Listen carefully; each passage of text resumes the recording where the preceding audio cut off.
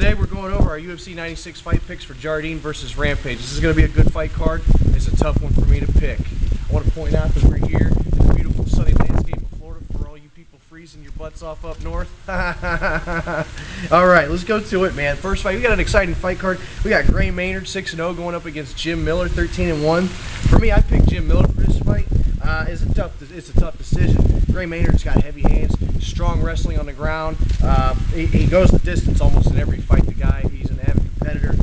I gave it to Jim Miller because, you know what, out of the 13 victories, he's got 9 submissions, 8 of them coming by chokes, variations like triangles, single arm choke, 1 arm bar.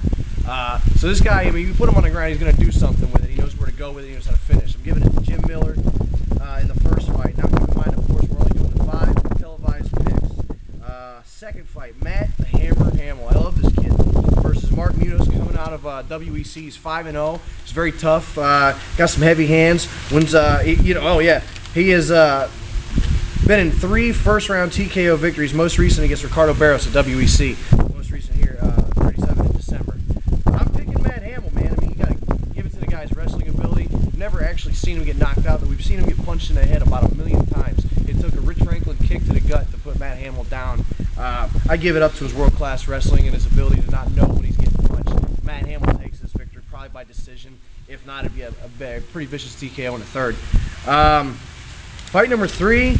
This is a fight where these guys need this fight. This is Pete Dragosel versus Matt Brown. Both very tough competitors, very good, but have seen more losses recently than victories.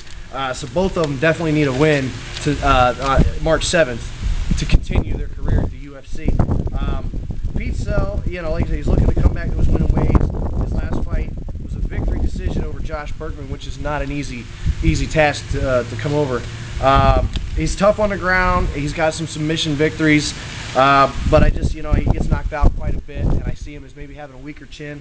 Matt Brown has got good submission skills. He's got good hands. I mean, 50-50. He's 50% submissions, 50% TKOs. So he's well-rounded. Though he's coming on an 8-7 record, he too needs a victory March 7th to keep going in the UFC. I give this one to Matt Brown just based on his technical abilities. I think are a little bit better than Pete Sell's. I think he could go either way submission. It'll probably end up in a split decision with these guys. Matt Brown, Gabriel Gonzaga. And Shane Carwin. This is going to be a heavy-handed fist fight right here. I mean, both fighters have great ground game. Gabriel Gonzaga is extremely technical on the ground, but he's got devastating strikes. His most notable strike, of course, the head kick to Crow Cop, who was ever going to... That's like the shot heard around the world, the American history books right there, baby. Gabriel Gonzaga. I'm picking Gonzaga. I mean, they're both seasoned fighters. They both got the similar background, but the bottom line is Gabriel's a little bit more seasoned in the UFC, and he's coming back for that gold, that coveted world title, because he's been there and he wants another shot at it. So I'm going Gabriel Gonzaga on this one. I like Gabriel. And in the main event, this is probably the toughest fight in the history of the world to call, and I'm going to say that about any fight that Keith Jardine's in, because that guy fights like a damn retarded monkey. And I'm not trying to insult the guy. It's just that he's so unpredictable, you don't know what's going to happen.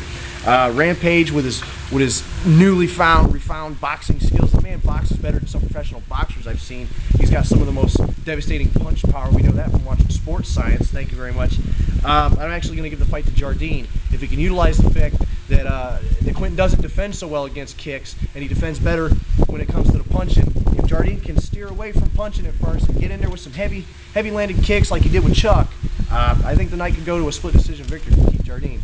I want to thank Evan at MMA Insight for subscribing to us. We appreciate all the support from everybody. Appreciate your comments. I also want to say thank Sean16WRF for subscribing to Addict MMA, and the many viewers to come. I want to thank you all. Leave your comments for us. Everything you help me with makes me better. You leave me a comment of any kind, you disagree, you agree, let me know, and I'll get back to you. And that's it, man. I'm out. Thank you.